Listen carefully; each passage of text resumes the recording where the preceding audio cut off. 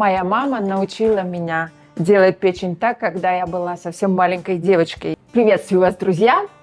И сегодня хочу поделиться своим радостным настроением, потому что я готовлю один из моих любимых салатов. Салаты для меня – это как моя вторая душа, моя вторая натура.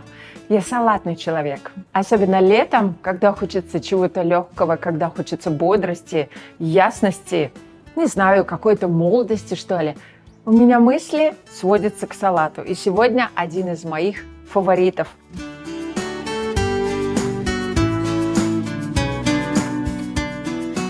Потому что, во-первых, это кейл, который не только невероятно красив, но и полезен.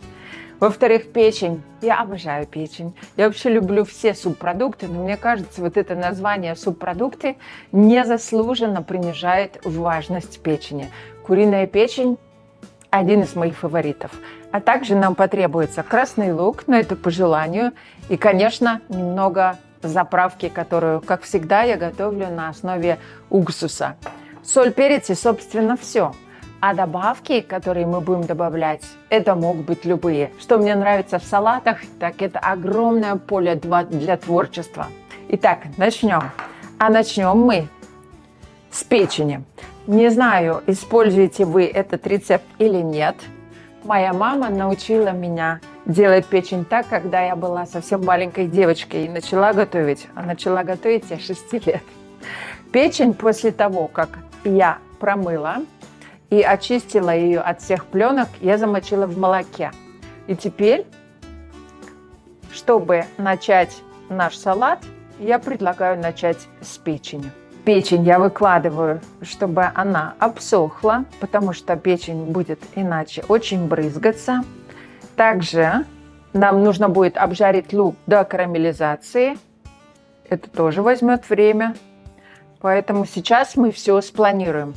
Иногда, когда я готовлю обед на большое количество людей, на самом деле там главное не рецепты или навыки, а главное качественное планирование времени.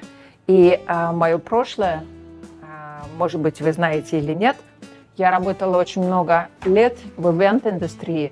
Мое прошлое помогло мне научиться грамотно планировать. Почему печень нам нужно вымочить в молоке? Молоко делает печень очень мягкой.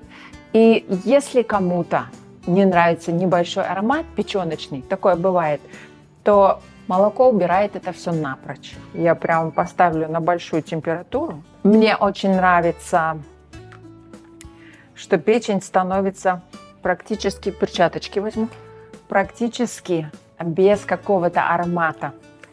И, кстати, вот этот вот способ использования молока для замачивания вы можете использовать в нескольких случаях. Когда у вас баранина, может быть, какая-то слишком уж запашистая, когда мясо пахнет, вы можете использовать молоко, оно прощает все. Печень я предварительно очистила и убрала здесь всевозможные пленочки. Если можно показать нам, да. Я ее для удобства разрежу на небольшие кусочки. Во-первых, будет удобнее класть в рот, когда салат будет готов. А во-вторых, удобнее мне обжаривать. Я очень часто готовлю печень, и один из моих коронных блюд, обжаривать, кстати, я ее буду на растительном масле, потому что салат этот, может быть, мы и не сразу съедим, не теплым, и тогда печень у нас будет в растительном масле приятно себя вести. Вы можете смешать его с топленым маслом, оно прекрасно себя ведет. Я немножечко нашу печень подсолю и подперчу, прямо вот здесь на досточке. И чуть-чуть перчика добавлю. Не знаю, как любите печень вы. Я не очень люблю говяжью, но куриную я использую часто. Один из моих любимых продуктов или блюд с печенью – это печеночный паштет, который у меня занимает не так много времени, но создается впечатление, что над ним работал весь ресторан какого-нибудь французского изысканного отеля. Если вам интересно узнать о таком рецепте, пожалуйста, напишите в комментариях. Я с удовольствием поделюсь одним из моих самых любимых рецептиков. Тем более, что печень – это гемовое железо, которое нам необычайно полезно. Особенно девушкам, особенно после 40. Кстати, мой супруг обожает печень тоже. Досочку я убираю. И мы ее любим и почитаем. А пока печень у нас готовится, я немножечко так прикрою. Я займусь луком. Лук мы будем карамелизовать, но сегодня у нас нет столько времени, поэтому у нас будет экспресс-карамелизация. Я просто нарежу его вот на такие кусочки. Не очень тонко, не очень толсто. Смотрите, как у вас любовь с луком. Он не должен доминировать, но сладкий лук прекрасно подходит к печени. Я даже добавлю, наверное, лучок прямо сюда, чтобы сэкономить время. В последнее время я стала готовить очень быстро. Уверена, вам понравится блюдо, которое я недавно записала с Викторией, где мы готовим прекрасную рыбку в одной сковороде. Я считаю, в наш век, когда мы все торопимся, иметь такие блюда, когда ты все просто кладешь в одной сковороде, это счастье. Счастье, экономия времени, экономия ресурсов. Я думаю, нам, девушкам, гораздо приятнее сделать масочку для лица или, может быть, посидеть, посмотреть интересную передачу, или пообщаться с подругой, или, не знаю, написать пост в Инстаграме. А что вы делаете, когда у вас свободное время, когда вам не нужно готовить? Напишите, может быть, у вас есть какой-то такой рецепт или способ приготовления, который позволяет делать несколько дел одновременно.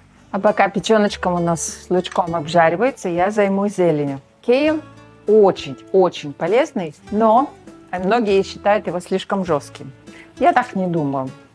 Я очень люблю кейл и часто его употребляю в пищу. Как же сделать, чтобы он не был жестким? Для начала мы его моем, как и все овощи. Если помните, я их мою в воде с лимоном или с уксусом. Потом мы обсушиваем, и, собственно, вот получаются вот такие листочки. Но у кейла очень жесткие вот эти вот стебельки, поэтому стебельки мы срываем, а сами листики оставляем. Если у вас нет кейл, вы можете заменить на любые листья салата. И если используете кейл, убедитесь, что все веточки убраны. И сейчас, чтобы не ошпаривать кейл, мы его прибрызнем уксусом и оливковым маслом. Вот этот соус, пока печень у нас будет готовиться, поможет смягчить кейл. Представляете, как вот эти вот листики прочищают наш кишечник. Я считаю, что это потрясающая щетка. Раньше был салат-щетка из морковки, по-моему, свеклы. Что там было еще? Морква, свекла и капуста. И я помню, что он назывался щетка, потому что он считался, что он прочищает пищеварительную систему. Печень готовится быстро. И, как и кальмары, пережаривать ее, на мой взгляд, кощунство. Тем более она у нас уже вымокла в молоке. И она нежная и красивая. Лучок, даже если он еще не готов, я его могу оставить на подольше. Печень, кстати, если вы готовите заранее, я думаю, что этого будет достаточно. Сейчас ее прибрызну. Вы можете ее оставить и холодную. Немножечко уксусом, немножечко маслицем. И я ее сейчас пожму как следует и оставлю немножечко смягчиться. Вот прям вот так. Хорошо в конце рабочего дня. Помогает. И вот и сразу весь объем ушел. Даже, может быть, ее придется добавить. Посмотрите, как она моментально у нас сменила свой нрав. Салат делается буквально 5 минут. Зелень у нас готова. Печень у нас готова. Лучок у нас тоже готов. Потрясающий источник железа. Листья салата я выкладываю вниз.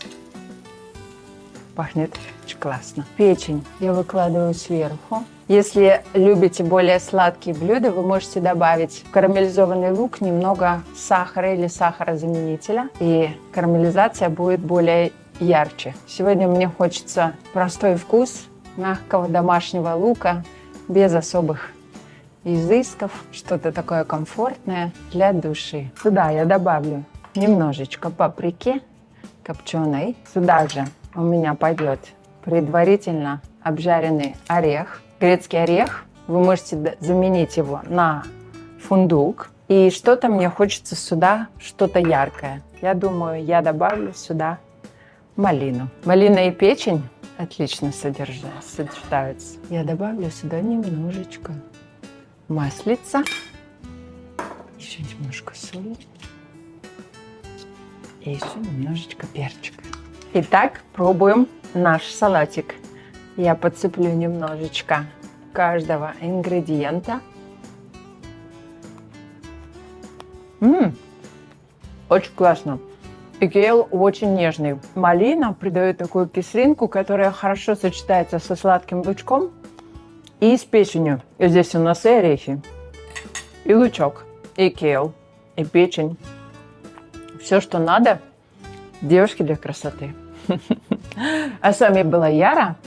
И продолжаем готовить.